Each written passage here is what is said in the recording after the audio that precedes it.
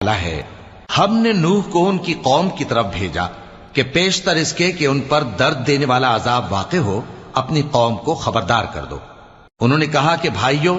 میں تم کو کھلے طور پر خبردار کرتا ہوں کہ اللہ کی عبادت کرو اور اس سے ڈرو اور میرا کہا مانو، وہ تمہارے گناہ بخش دے گا اور موت کے وقت مقرر تک تم کو مہلت عطا کرے گا۔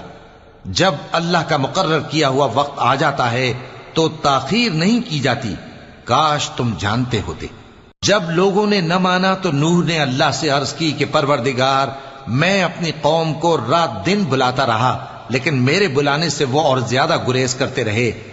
جب میں نے ان کو بلایا کہ توبہ کریں اور تو ان کو معاف فرمائے تو انہوں نے اپنے کانوں میں انگلیاں دے لی